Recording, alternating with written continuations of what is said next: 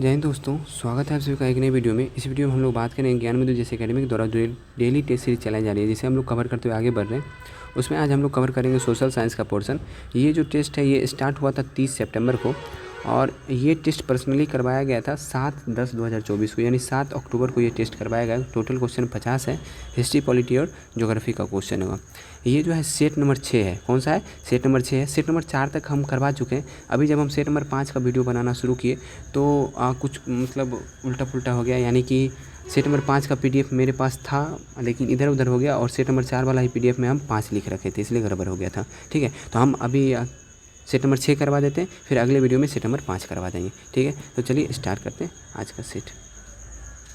हाँ, आपको इससे में जो है पहले से आंसर टिक किया हुआ मिलेगा, इसलिए टिक कर देता हूँ पहले से कि मुझे यहाँ पे लिखना नहीं पड़े और कम से कम समय में आपको अधिक से अधिक कंटेंट प्राप्त हो जाए। क्वेश्चन नंबर 1 है, संविधान की तीसरी अनुसूची में निम्नलिखित में से किस अधिकारी के शपथ लेने के प्रारूप का वर्णन नहीं है? तो राज्य एवं संघ के मंत्री का वर्णन है।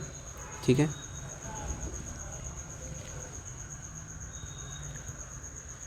और सर्वोच्च एवं उच्च न्यायालय के न्यायाधीश का वर्णन तो है तीसरी अनुसूची में। भारत के नियंत्रक एवं महालेखा परीक्षक का वर्णन है। आपको ये पता होना चाहिए, जिस चीज़ का वर्णन संविधान के अनुच्छेद में नहीं है उसी का वर्णन जो है संविधान के अनुसूची में किया गया है। तो संविधान के अनुच्छेद में जो है राज्यपाल, राष्ट्रपति और उपराष्ट्रपति का वर्णन है, जिसकी वजह से संविधान के अनुसूची में इनका वर्णन नहीं किया गया।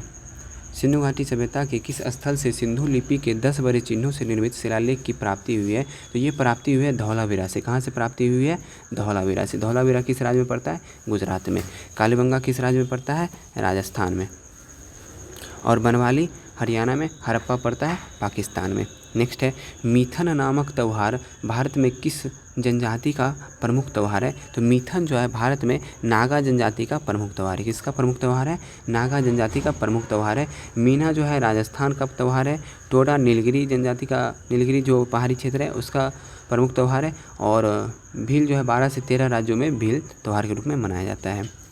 निम्न में से कौन सा एक युग्म सुमेलित है? संविधान का दूसरा भाग नागरिकता से सही, कौन सा युग्म सुमेलित सही है?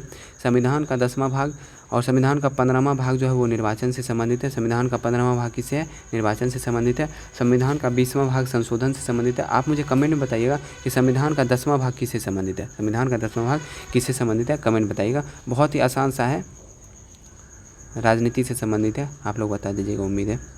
नेक्स्ट है, दीवान ए मुस्तखराज नामक नए विभाग की स्थापना किस सुल्तान ने किया था? तो दीवान ए मुस्तखराज की स्थापना जो है अलाउद्दीन खिलजी के द्वारा किया गया था। किसके द्वारा किया गया? अलाउद्दीन खिलजी के द्वारा। जनगणना 2011 के अनुसार निम्नलिखित में से कौन सा कथन सही है? सर्वाधिक लिंगानुपात वाला राज्य केरल है एवं सर्वाधिक कम लिंगानुपात वाला हरियाणा है। बिल्कुल सही है, ये तो सही है और इसमें सही ही पूछ भी रहा है। नेक्स्ट है, 6 वर्ष से कम शिशु आयु वर्ग में सर्वाधिक लिंगानुपात केरल। केरल नहीं होगा, यहाँ पे क्या हो जाएगा? केरल नहीं होगा, यहाँ होगा आंध्र प्रदेश। ठीक है, और आंध्र प्रदेश भी नहीं होगा, अरुणाचल प्रदेश होगा। क्या होगा? अरुणाचल प्रदेश।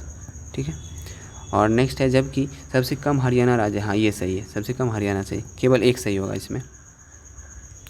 किस संविधान संशोधन के माध्यम से यह व्यवस्था बनाई गई कि राष्ट्रपति द्वारा जारी अध्यादेश का न्यायिक पुनरावलोकन नहीं होगा?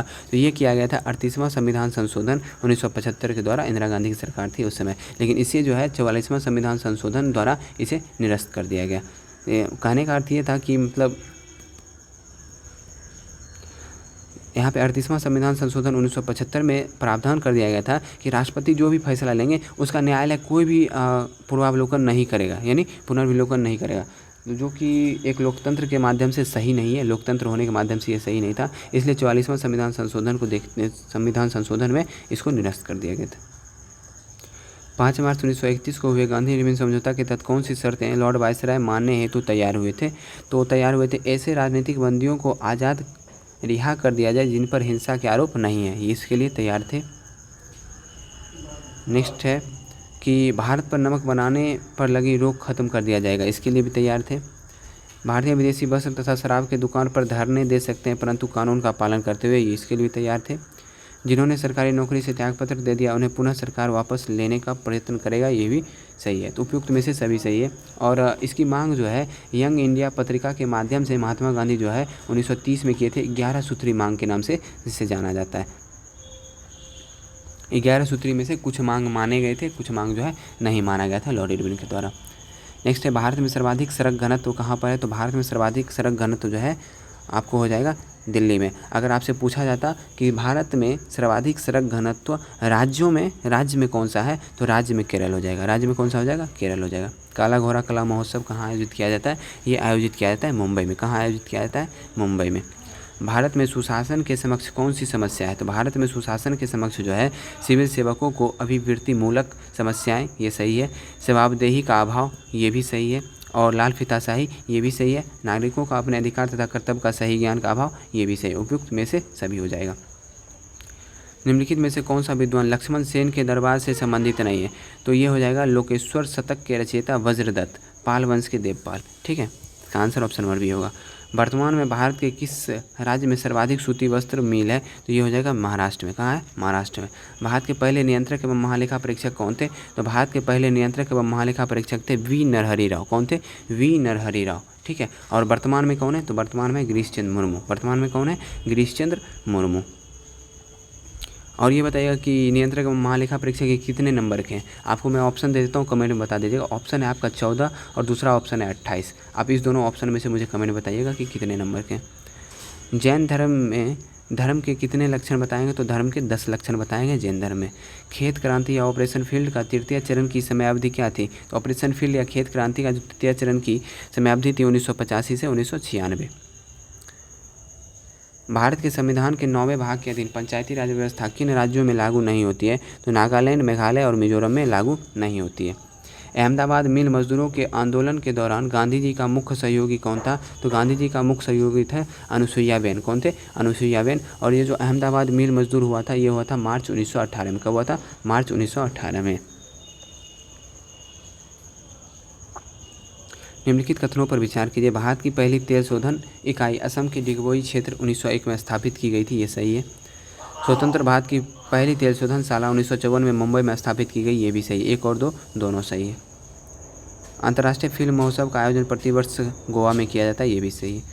गृह मंत्रालय भारत सरकार द्वारा अब तक कुल कितने जनजातीय समूहों को विशेष रूप से कमजोर जनजाति समूह के रूप में मान्यता दी है? तो 75 जनजातीय समूह को। कितने को? 75 को। निम्नलिखित में से कौन सा विकल्प सही सुमेलित नहीं है? तो एरन अभिलेख सती प्रथा से संबंधित है। एरन अभिलेख भानुगुप्त सही है, और इसमें किसका वर्णन है? सती प्रथा का। सही है।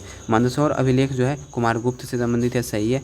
प्रयाग प्रशस्ति अभिलेख समुद्रगुप्त। सही है। महरौली लौह स्तंभ जो है चंद्रगुप्त प्रथम नहीं होगा, चंद्रगुप्त द्वितीय होगा। ठीक है, तो यही जो है गलत है। क्षेत्रफल तथा उत्पादन की दृष्टि से भारत की तीसरी सबसे बड़ी खाद्यान्न फसल कौन सी है? पहली हो जाएगी चावल, दूसरा हो जाएगा गेहूँ और तीसरा है ज्वार। निम्नलिखित कथनों पर विचार कीजिए। राष्ट्रपति शासन तथा वित्तीय आपात की घोषणा राष्ट्रपति कभी भी वापस ले सकते हैं, इस हेतु संसद की अनुमोदन की आवश्यकता नहीं है। बिल्कुल सही है।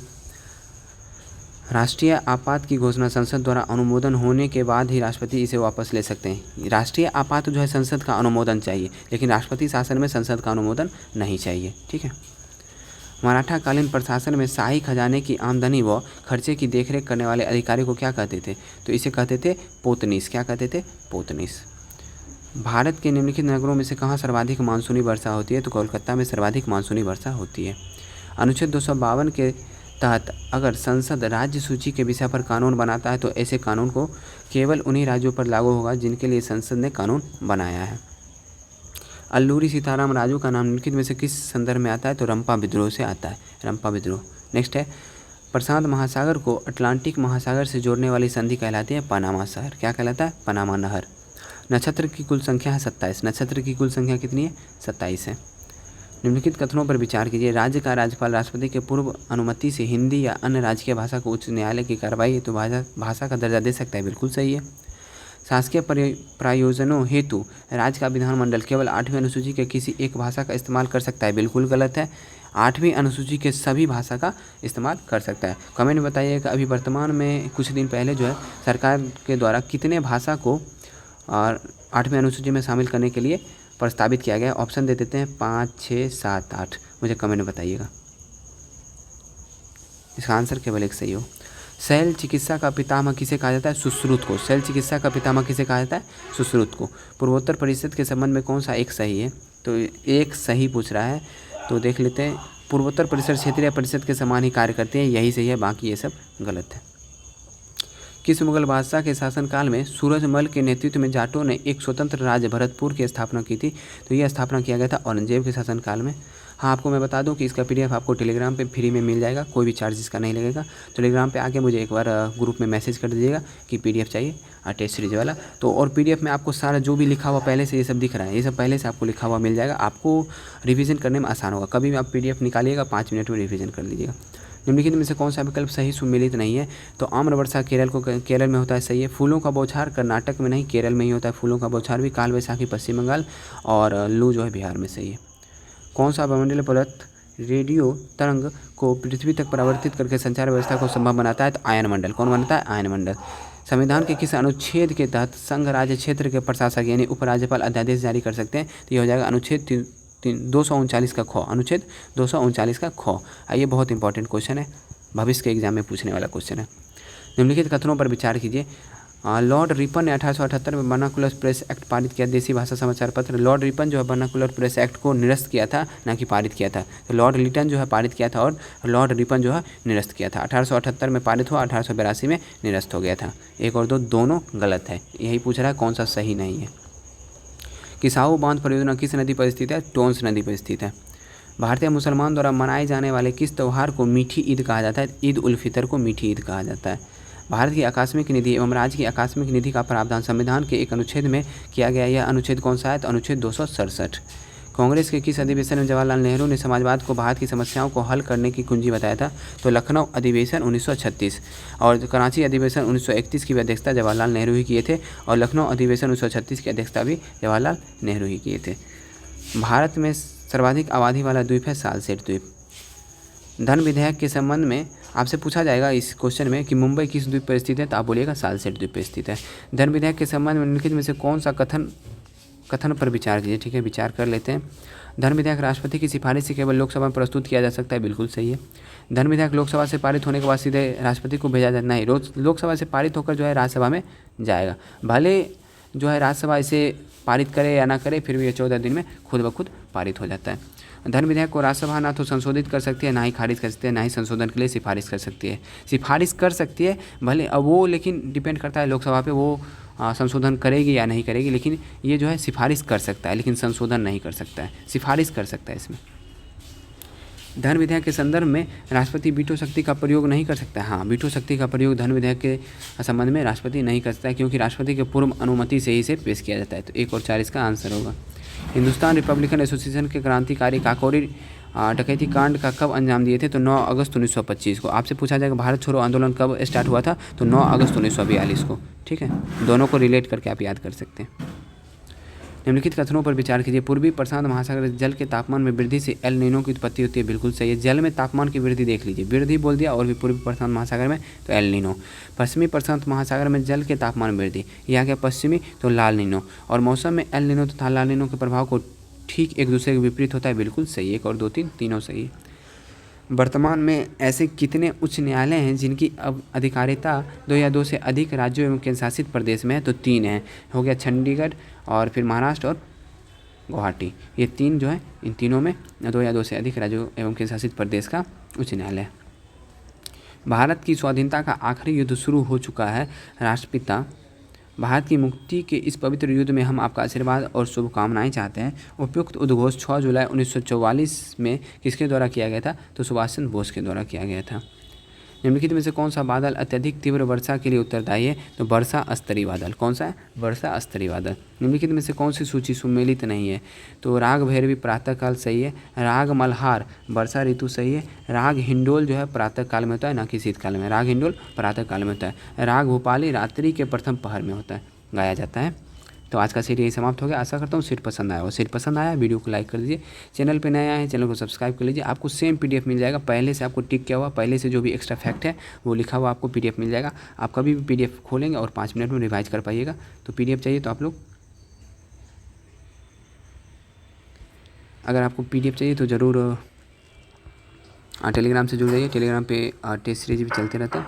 तो मिलते हैं नेक्स्ट वीडियो में। जय हिंद।